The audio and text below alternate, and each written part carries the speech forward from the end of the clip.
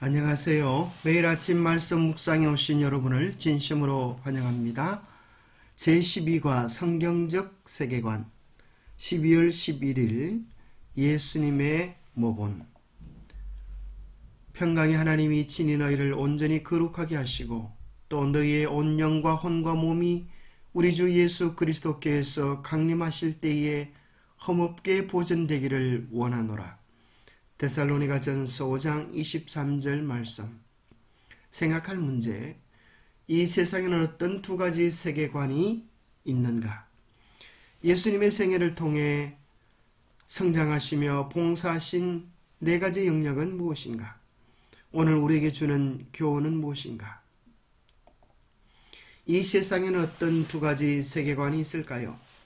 교과의 서론에서 이런 내용이 기록되어 있습니다. 요한계시록은 그리스도의 재림 전에 있을 두 가지 중요한 세계화에 대하여 말한다.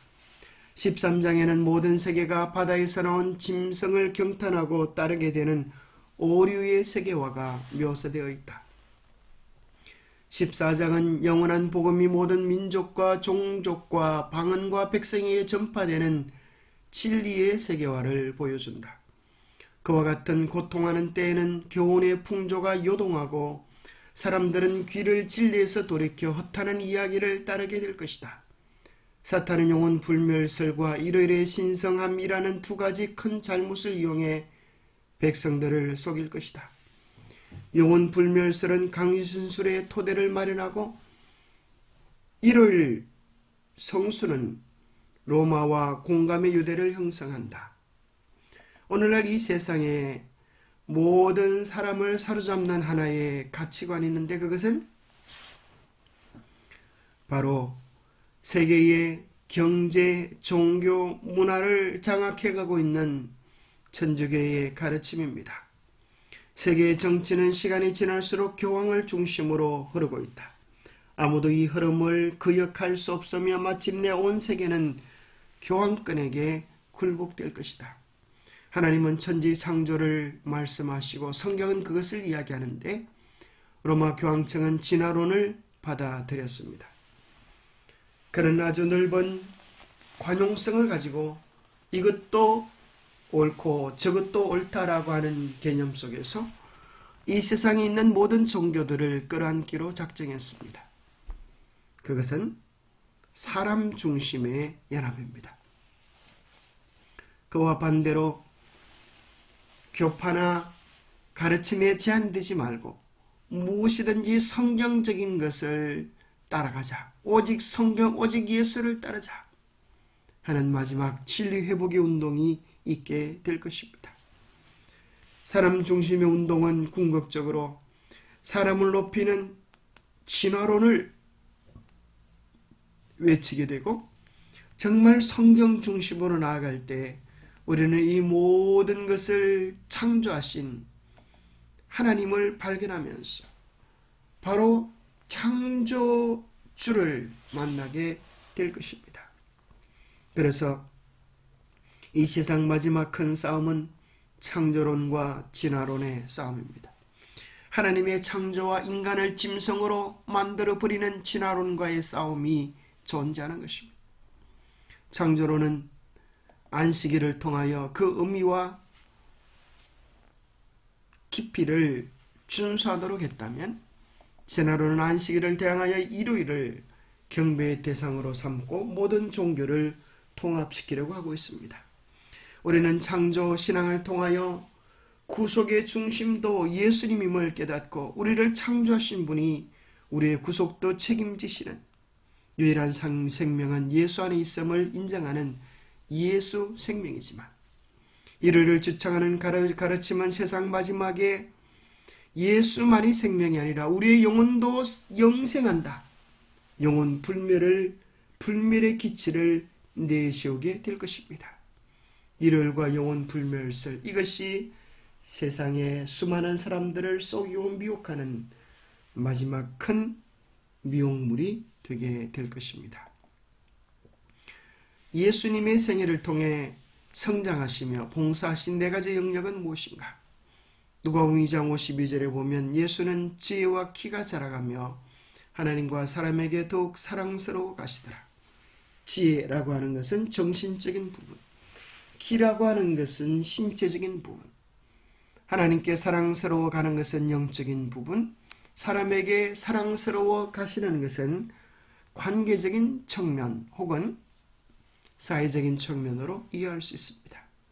그래서 예수님은 이 모든 전인적인 부분에서 하나도 부족함이 없이 성장하셨고 또 봉사하실 때도 마찬가지였습니다.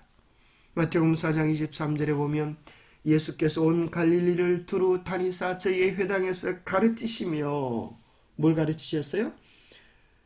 정신적인 피로를 채우셨습니다. 천국 복음을 전파하시며 영적인 피로를 채우시고 백성 중의 모든 병과 모든 약한 것을 고치시는 신체적인 피로를 채우시며 회복시켜 주셨습니다. 뿐만 아니라 온 갈릴리에 두루 다니사라고 하는 것을 통하여 사회적인 영역도 주님께서 등한시하지 않으셨다고 하는 사실을 발견하게 됩니다. 구속의 중대한 목표는 우리가 영적으로만 하나님의 형상을 회복하는 것이 아니라 지적, 덕적, 체적, 전인적인 회복을 이야기합니다. 사람에게서 창조주의 형상을 회복시키는 것, 다시 말해 지덕체의 발달을 정진시켜 사람으로 하여금 창조되던 당시의 완전한 상태로 돌아가게 하는 것이 구속사업이기 때문이다. 이것이야말로 하나님께서 재림을 위한 준비로서 당신의 백성들에게 행하시고자 하시는 일이다. 예수님께서 정말 행하시고자 하시는 재림 준비는 전인적인 회복이라고 하는 사실입니다. 교육이라고 하는 책에 보면 이런 말씀이 있습니다. 이스라엘 백성들의 교육에는 생활의 습관까지도 모두 포함되어 있었다. 그들의 복지에 관련된 것은 무엇이나 하나님의 염려하시는 대상이 되어 하나님의 율법의 범위에 포함되어 있었다. 하나님께서는 그들의 식물을 주시는 일에까지도 사람들에게 최고의 유익을 주고자 하셨다. 하나님께서 광야에서 백성들에게 주셨던 만나에는 체력, 지력, 도덕력을 정진시키는 성분이 포함되어 있었다. 하나님은 우리의 행복에 관련된 것은 무엇이나 지극한 관심과 사랑으로 염려하시는 분이십니다. 그래서 하나님은 우리에게 건강의 법칙을 주신 것입니다. 그 속에서 우리는 우리의 체력, 지력, 도덕력을 정진시키는 놀라운 하늘의 축복이 들어있음을 발견하게 되었습니다.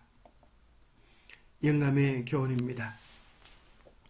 구속사업은 새로운 창조, 구속사업은 사람이 상상하기 어려운 결과를 가져온다. 그리스도의 능력에 이끌린 죄인이 십자가 앞에 나아가 부복할 때에 그는 새로 창조함을 받는다. 그는 새 마음을 받아 그리스도 예수 안에서 새로 지음을 받게 된다. 그리고 더 요구할 것이 없는 거룩함을 입게 된다. 하나님은 예수 믿는 자를 의롭다 하시는 분이시다. 구속사업은 사람이 상상하기 어려운 결과를 가져오는데 그것은 우리의 생각과 자아를 십자가 앞에 완전히 부복시킬 때 전인적으로 하나님의 형상이 회복되지는 축복을 주시는 것입니다.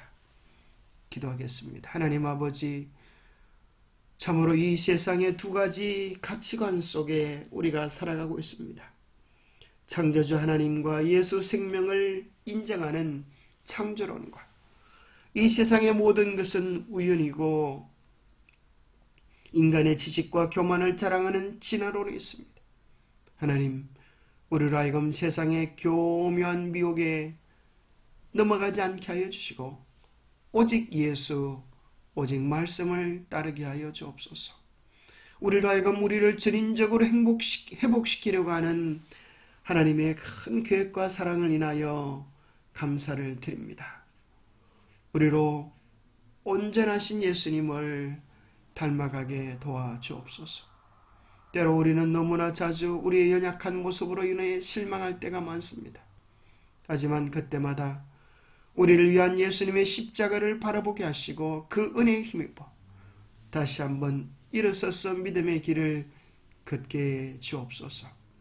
언제나 우리 행복의 복지에 관심을 가지고 계신 주님의 귀한 사랑을 인하여 감사하며 우리 주 예수 그리스도 이름 의지하여 간절히 간구하옵나이다.